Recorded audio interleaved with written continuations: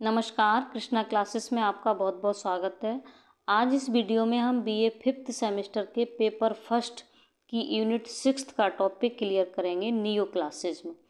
Okay, तो unit 6 है हमारी। यूनिट 6 का नाम है 17th century and 18th century. तो यूनिट 6 में हमारी में 5 टॉपिक्स हैं। फर्स्ट है नियो क्लासिज्म, सेकेंड है ग्रोथ ऑफ नोबल, थर्ड है प्रीकर्जर्स ऑफ रोमांटिसिज्म, फोर्थ है फ्रेंच रेवोल्यूशन और फिफ्थ है growth of romantic literature, pros, poetry, drama and novel. Okay, तो ये जो इस वीडियो में हम आज फर्स्ट टॉपिक क्लियर करेंगे, नियो क्लासिज्म। ओके, तो नियो क्लासिज्म से रिलेटेड भी मैंने आपके 4 पॉइंट्स क्लियर किए हैं। तो किस तरह से इसको समझाया है, तो टॉपिक है नियो क्लासिज्म। और नियो क्लासिज्म जो टाइम पीरियड था वो 1660 से लेकर 1798 तक चला। तो इस टॉपिक से रिलेटेड मैंने 4 पॉइंट्स क्लियर किए हैं। फर्स्ट पॉइंट दिया है meaning and origin of neo classicism, neo classicism की उत्पत्ति और इसका मीनिंग। सेकंड है periods of neo classicism, neo classicism के पीरियड्स मतलब नियो क्लासिज्म टाइम पीरियड को कितने टाइम पीरियड्स में डिवाइड किया गया। थर्ड है characteristics of neo classicism, neo classicism की विशेषताएं। फोर्थ है neo classical writers and their works, neo classical writers और उनके वर्क्स क्या क्या रहे। ओके, तो एक बात और हम बता दें आपको, कुछ स्टूडेंट्स मैसेज करते हैं कि मैम हमको नोट्स की पीडीएफ दे दीजिए या नोट्स दे दीजिए। तो देखिए, नोट्स में आपको ये थंबनेल पर नंबर व्हाट्सएप नंबर लिखा हुआ है 9457122349। इस नंबर पर आप मैसेज करिएगा। तो आपको जिस भी सेमेस्टर की नोट्स की आवश्यकता है, आपको प्रत्येक सेमेस्टर की यूनिट वाइज बहुत अच्छे से नोट्स की पीडीएफ सेंड कर दी जाएगी आपके व्हाट्सएप नंबर पर, और आपको चार्ज भी बता दिया जाएगा।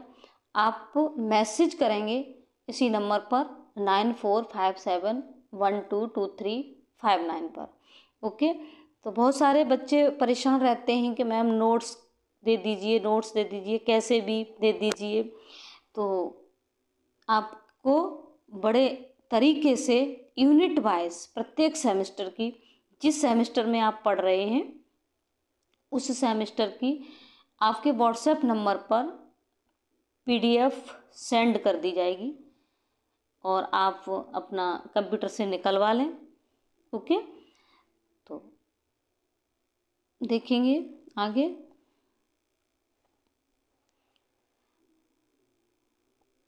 Meaning and origin of neo classicism, neo classicism was a Western culture movement that drew inspiration from classical antiquities, art and culture in the decorative and visual arts, literature, theatre and architecture. Neoclassicism was a Western culture movement. Neoclassicism एक पश्चिमी सांस्कृतिक आंदोलन था, western पश्चिमी सांस्कृतिक आंदोलन था। That ड्रीव inspiration, जिसे प्रेरणा मिली, फ्रॉम मीन्स से classical antiquities art and culture, जिसे क्लासिकल प्राचीन या पुरातन कला और संस्कृति से प्रेरणा मिली। या इसने जो क्लासिकल प्राचीन जो कला और संस्कृति रही उससे इसने प्रेरणा ली। इन द डेकोरेटिव और विजुअल आर्ट्स में, सजावटी और जो विजुअल का मतलब दृश्यात्मक जिसे देख सकते हैं, आर्ट्स में, लिटरेचर में, थिएटर में और आर्किटेक्चर हस्तकलाकारी में। ओके, आगे देखेंगे।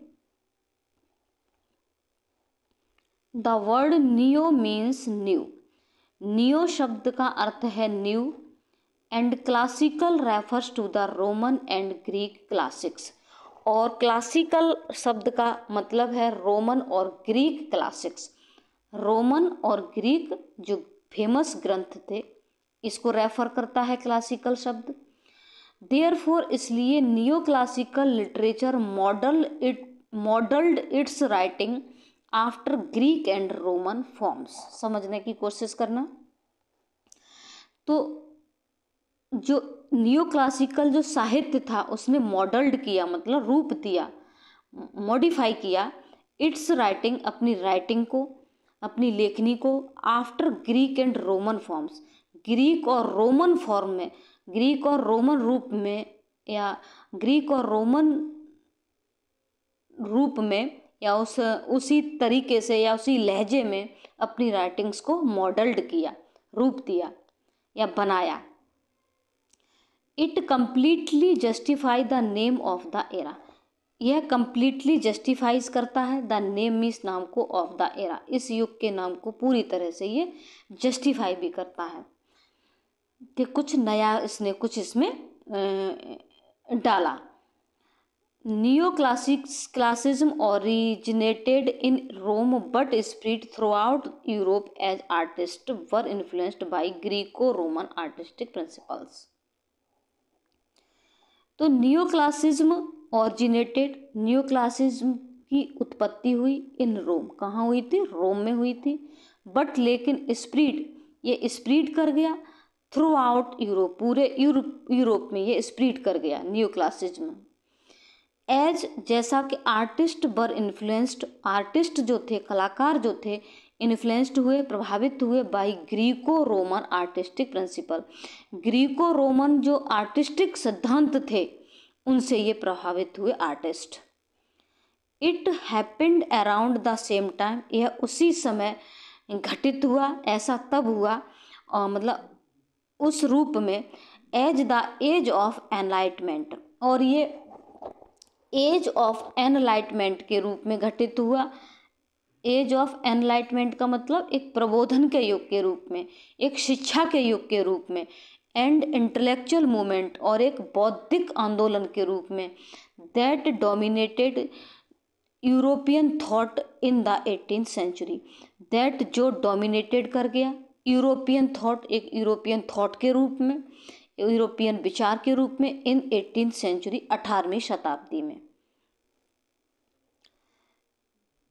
इट लास्टेड, यह लास्टेड मतलब चला, इन टू द 19th सेंचुरी, ये 19th सेंचुरी तक चला, completed with romanticism for a time, ठीक है, और ये कंप्लीटेड हुआ विद द रोमांटिसिज्म, रोमांटिसिज्म के साथ ये कंप्लीट हुआ फॉर ए टाइम, एक समय के लिए।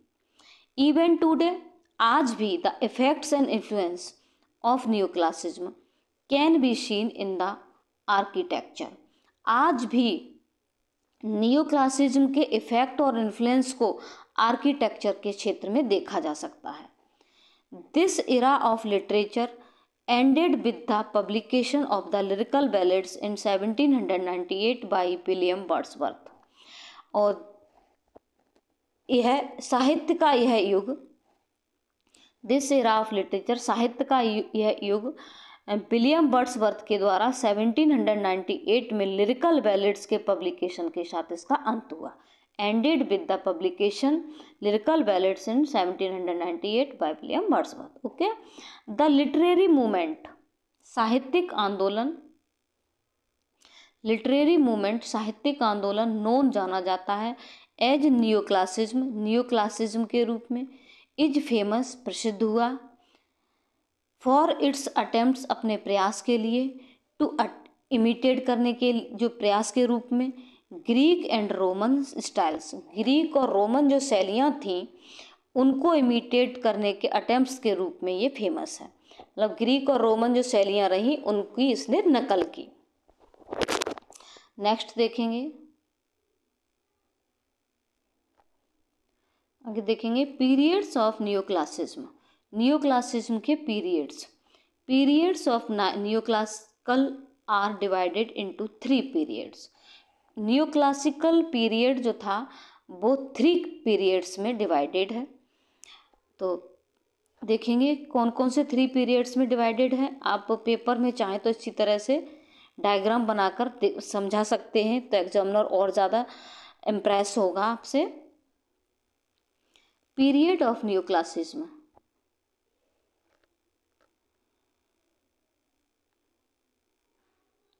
सॉरी, कोई बात नहीं, थोड़ा सा प्रॉब्लम हो गई। देखेंगे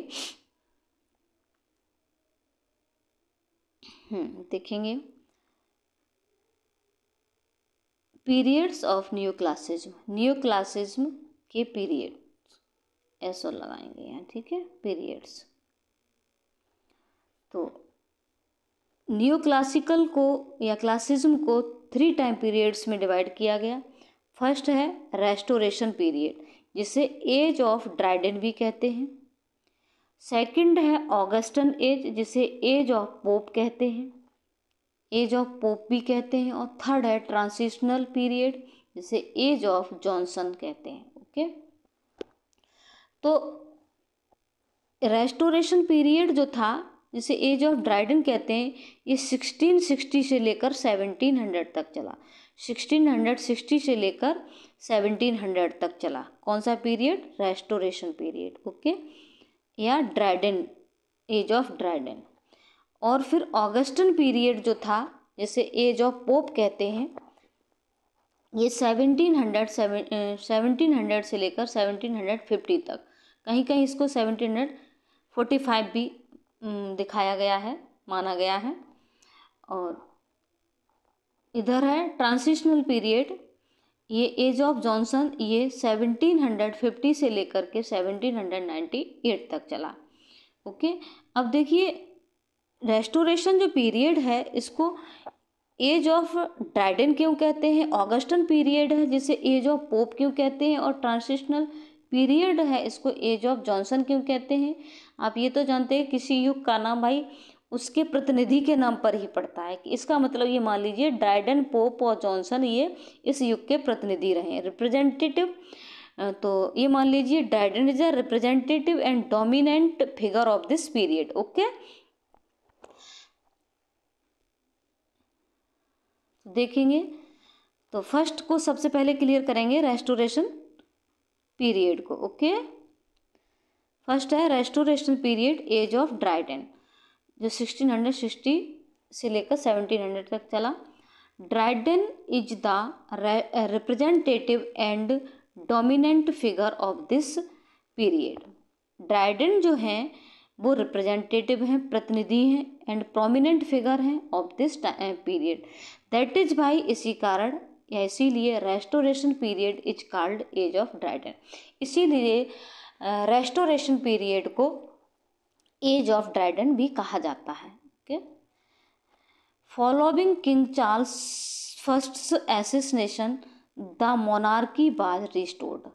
फॉलोइंग करके किसको? King Charles first assassination, King Charles first की हत्या को फॉलोइंग करके मोनार्की मतलब साम्राज्य या राज्य को रिस्टोर्ड किया गया, पुनः उसको रिस्टोर किया गया। Given rise to the term restoration. तब गिवन राइज से मतलब है उदय हुआ या उत्पन्न हुआ, द टर्म रेस्टोरेशन, तब उससे रेस्टोरेशन टर्म का उदय हुआ। आई बात समझ में? मतलब चार्ल्स फर्स्ट की हत्या कर दी गई, उसके बाद मोनार्की को जो थी, साम्राज्य था, जो राज्य था, उसको रिस्टोर किया गया, संभाला गया, सुधारा गया, पुनः उसमें सब कुछ ठीक किया गया। तब उत्पत्ति हुई किसकी? टर्म रेस्टोरेशन की। मिल्टन्स पैराडाइज लॉस्ट, मिल्टन की पैराडाइज लॉस्ट, और एरियोपेगेटिका एज वेल एज और विलमोट्स सॉडम बिगिन ए न्यू एरा।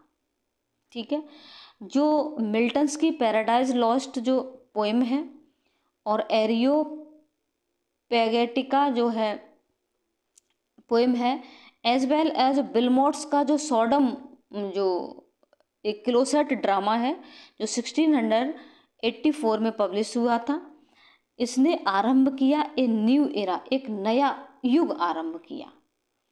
ठीक है, आगे देखेंगे। It is a new era of sexual comedy. ये सेक्सुअल कॉमेडी एंड विजडम की एक नया युग है। ठीक है। कौन सा? रेस्टोरेशन। रेस्टोरेशन पीरियड में सेक्सुअल कॉमेडी अधिक लिखी गई और विस्डम। ठीक है। विद वर्क्स लाइक, जैसे कि कंट्री वाइफ। कंट्री वाइफ एक रेस्टोरेशन कॉमेडी है बाय चार्लेकी। And the pilgrim's progress. Pilgrim's progress एक नोवेल है जॉन्स बनियन का।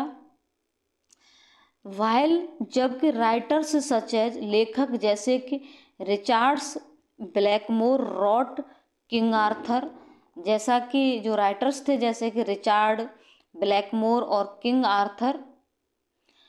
और क्रिटिक्स सच एज, जैसे कि क्रिटिक्स आलोचक जैसे कि Jeremy Collier, John Dryden and John Dennis. Provided, इन्होंने प्रोवाइड किया ए न्यू पर्सपेक्टिव, एक नया परपेच on literature and theatre. Literature, साहित्य और थिएटर पर इन्होंने एक नया पर्सपेक्टिव प्रोवाइडेड किया। Poetry was also restored and rhyme scheme were introduce.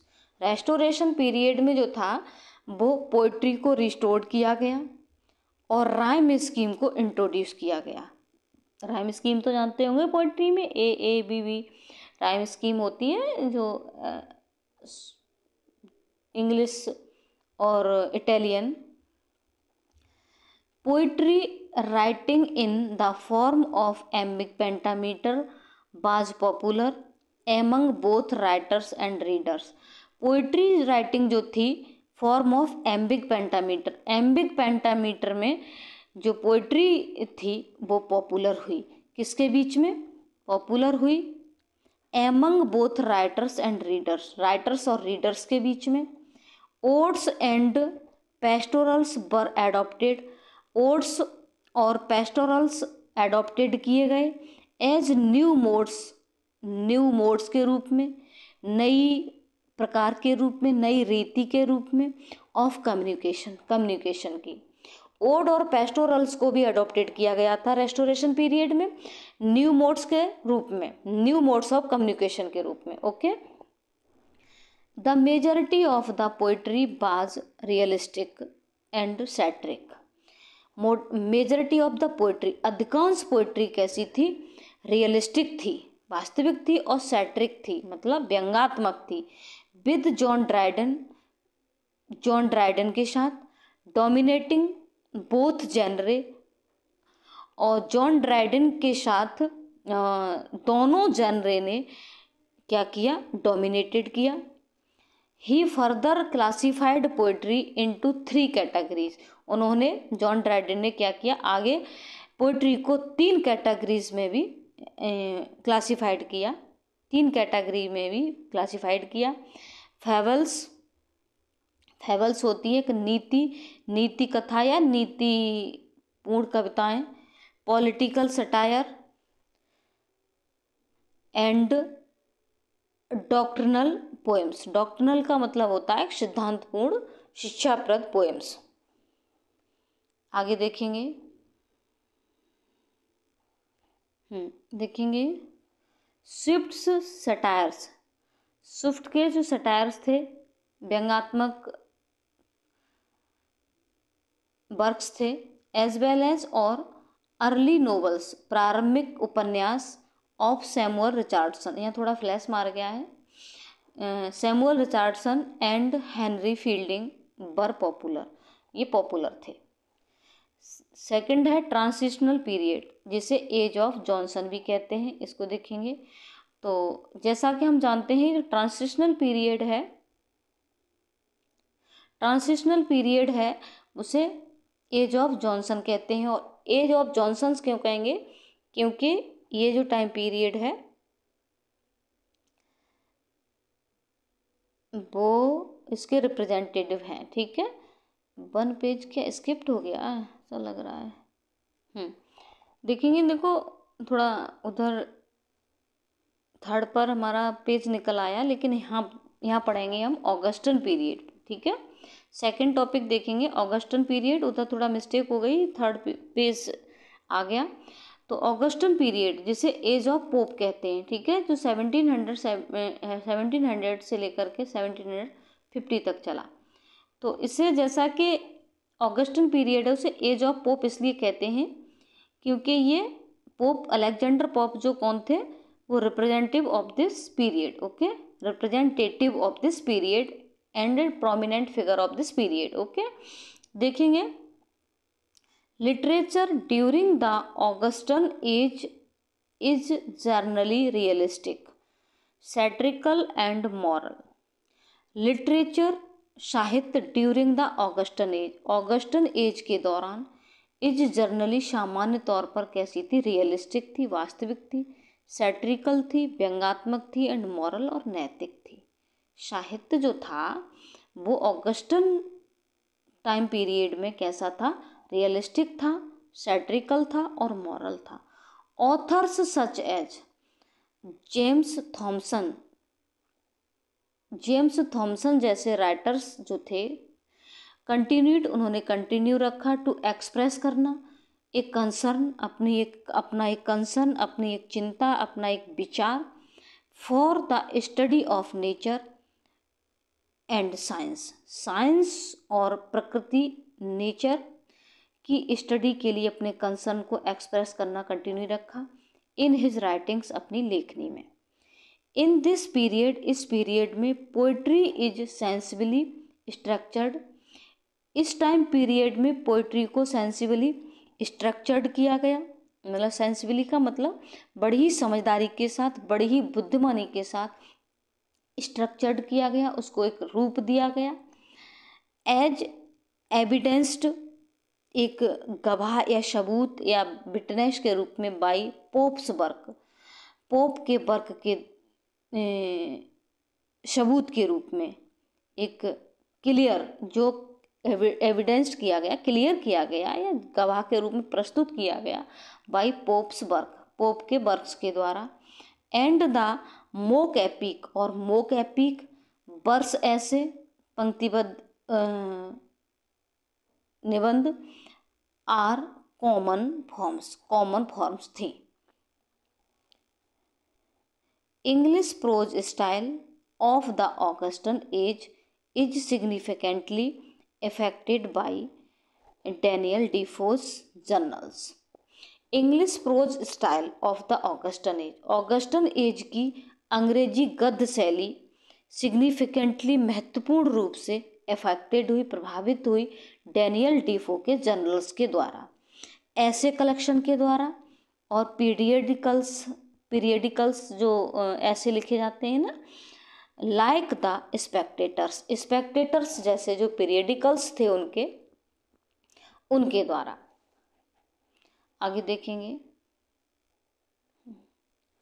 Swift के सटायर्स एज वेल एज और अर्ली नोवेल्स, प्रारंभिक उपन्यास of Samuel Richardson and Henry fielding were popular. यहाँ थोड़ा फ्लैश मार गया है, पिछले पेज में थोड़ा मिस्टेक हो गई थी, 1 पेज स्किप्ट हो गए, आगे वाला पेज हो गया था, अब यहाँ से क्लियर है, ओके। स्विफ्ट के जो सटायर्स थे, व्यंग्यात्मक राइटिंग्स थी और अर्ली नोवेल्स थे और सैमुअल रिचर्डसन के, हेनरी फील्डिंग के, वो पॉपुलर हुए। आगे देखेंगे ट्रांजिशनल पीरियड जिसे एज ऑफ जॉनसन कहते हैं, जो 1750 से लेकर के 1798 तक चला। तो Samuel Johnson is representative and dominant figure of this period, that is why this period is called age of Johnson. ठीक है, सैमुअल जॉनसन इस टाइम पीरियड के प्रोमिनेंट फिगर रहे और रिप्रेजेंटेटिव रहे, प्रतिनिधि रहे, इसलिए इस युग को एज ऑफ जॉनसन भी कहते हैं। शेक्सपियरियन साहित्य ने गेंड प्राप्त की popularity during this time period, इस टाइम पीरियड में शेक्सपियरियन लिटरेचर ने भी एक पॉपुलरिटी गेन की। इट गेव बर्थ, इसने जन्म दिया, to the gothic school of literature के गॉथिक स्कूल को जन्म दिया।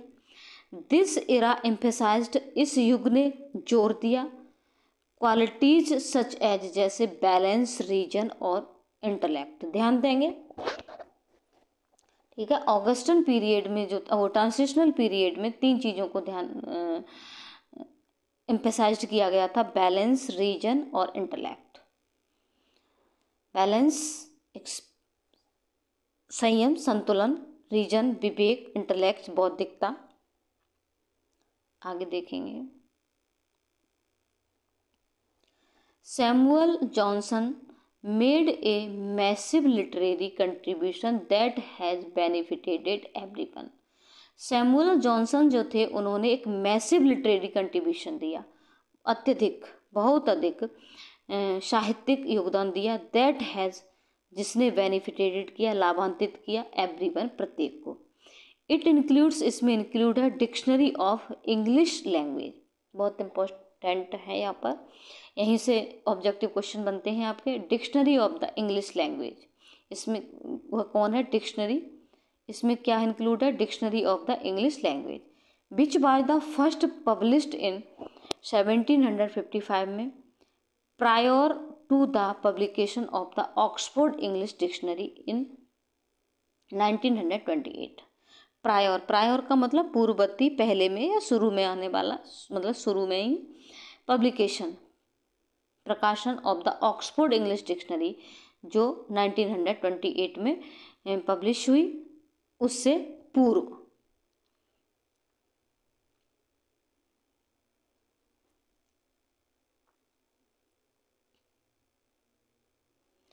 There were many books of a similar nature, बहुत सारी इसी सिमिलर नेचर की बहुत सारी बुक्स थी, but the dictionary in particularly was the one, और विशेष रूप से एक थी, दैट बाज most frequently used and admired, जिसको बहुत अधिक प्रयोग किया गया और इसकी बहुत अधिक प्रशंसा की गई।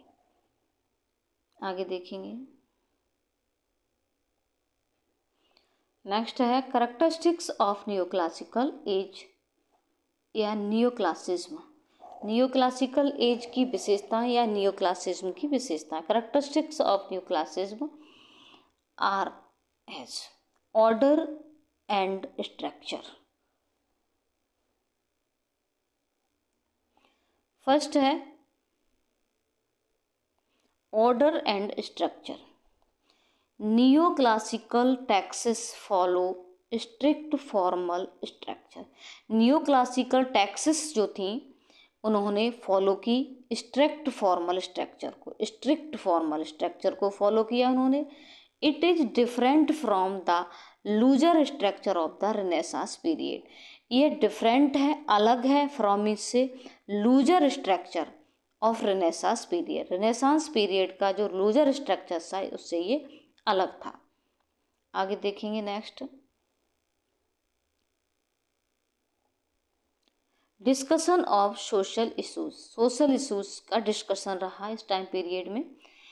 नियोक्लासिज्म frequently explored social issues in contrast to the previous renaissance era.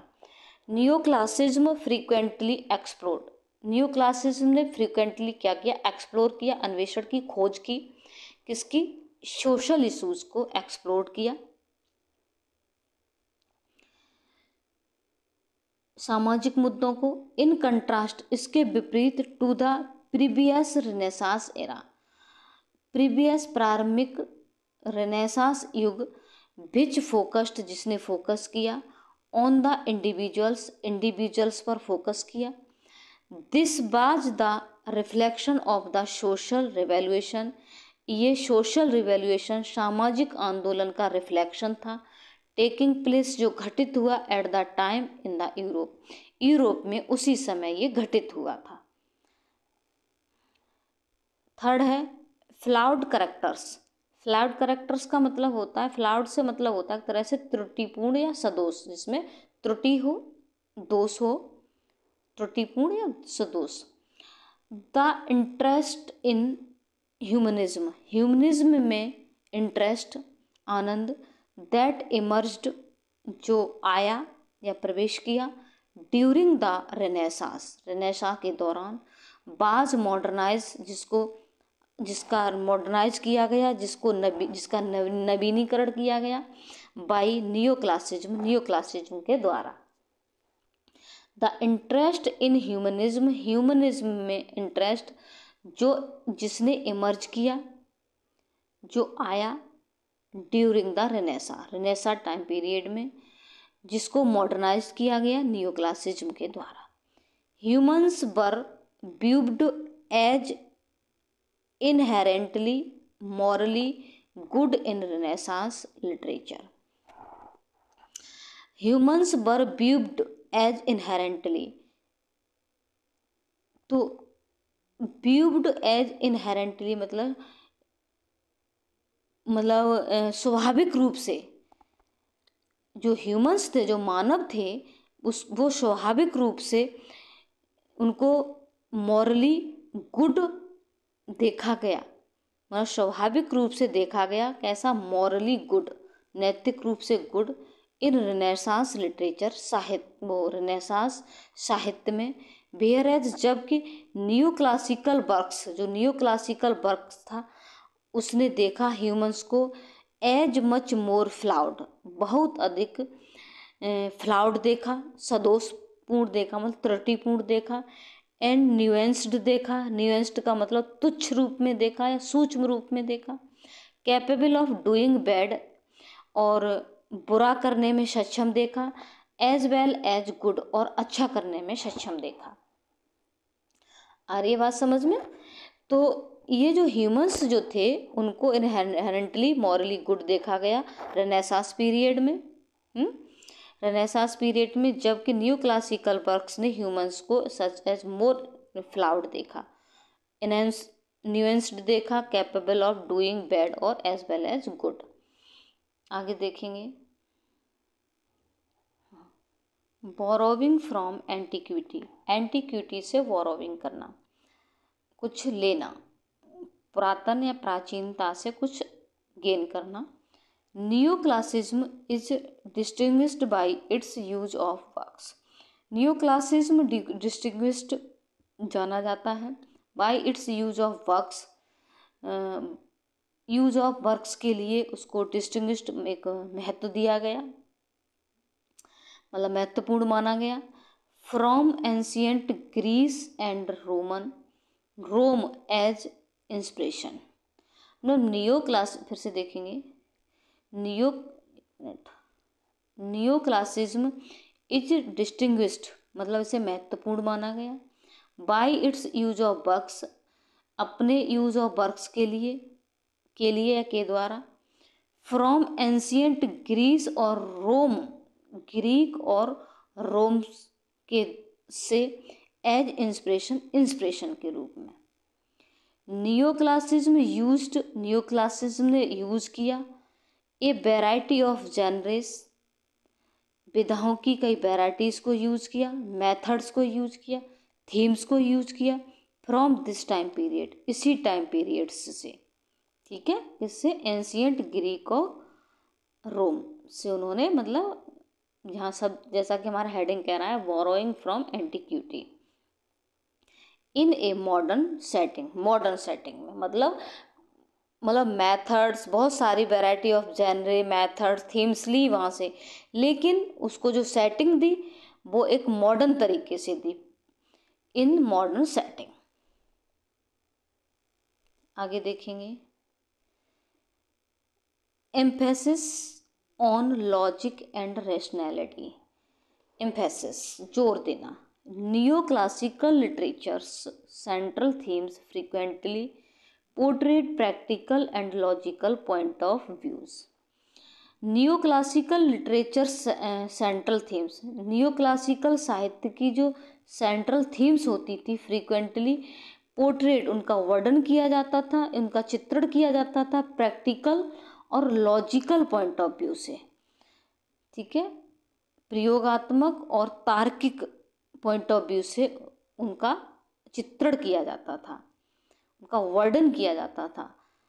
The author's of new classical movement के जो ऑथर्स थे, लेखक थे, उन्होंने रेशनलाइज्ड किया। रेशनलाइज्ड का मतलब होता है किसी भी चीज़ को बेहतर ढंग से सुसंगठित करना।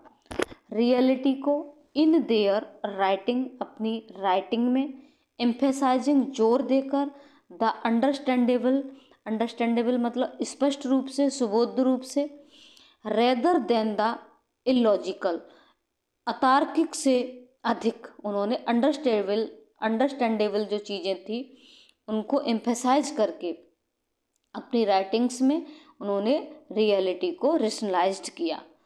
सच एज, जैसे कि रिलीजन और स्पिरिचुअलिटी, धर्म और आध्यात्मिकता। आगे देखेंगे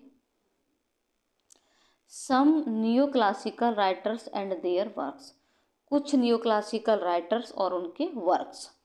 जॉन मिल्टन, जो उनका लाइफ का टाइम ड्यूरेशन ये था।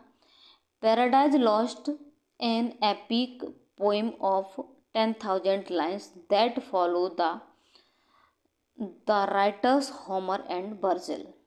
पैराडाइज लॉस्ट जो जॉन मिल्टन की है पोएम, एक एपिक है, एपिक पोएम है, जिसमें कितनी 10,000 लाइनें हैं, जो फॉलो करती हैं किसको, राइटर्स हैं जिनका नाम होमर और वर्जिल है, उनको फॉलो करती हैं। आगे देखेंगे नेक्स्ट है जॉन ड्राइडन। जॉन ड्राइडन जिनका लाइफ टाइम ये रहा। हिज फेमस वर्क्स, उनके फेमस वर्क्स आर हैं to my lord chancellor and marriage a la mode. He wrote two famous short poem, उन्होंने 2 शॉर्ट पोएम्स भी लिखी, ode for Cecilia's day and Alexander's feast. Next देखेंगे third Alexander Pope, जिनका life time ये रहा, time जीवन मृत्यु मतलब birth and death. His notable works, उनका नोटेबल वर्क्स जो है वो है translation of the Iliad. Iliad की जो ट्रांसलेशन की है वो अलेक्जेंडर पोप ने की है, ठीक है, हमारे इसी फर्स्ट पेपर में है। Pastorals and essay on the criticism. Fourth है जोनाथन स्विफ्ट, जिनका वर्थ 1667 और 1745। He wrote the famous books Gulliver's Travels, जिन्होंने फेमस बुक लिखी गुलिवर्स ट्रेवल्स। हिज ऐसे, उनका essay a modest proposal is also a renowned work of new classicism, जो new classicism का एक रिनाउंड ऐसे था या ऐसे है। डैनियल डिफो, डैनियल डिफो जो 1660 में इनका वर्थ हुआ और जो उनका हाँ ठीक, और 1731 में इनकी डेथ हुई। He is known as the writer of the novels. Robinson Crusoe and Moll Flanders. He is known, वह जाने जाते हैं, as writer of the novel, novels के राइटर के रूप में जाने जाते हैं। जो नोवेल हैं Robinson Crusoe and Moll Flanders. Samuel Johnson, जिनका लाइफ टाइम ये रहा।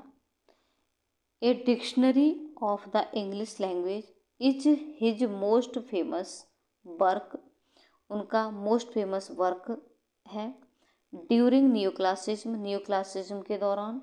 एंड वाज पब्लिश, जो पब्लिश हुआ इन द ईयर 1755। इस तरह से ये हमारा यूनिट 6 का टॉपिक न्यू क्लासिज्म कंप्लीट हो जाता है। Thank you. जय हिंद, जय भारत।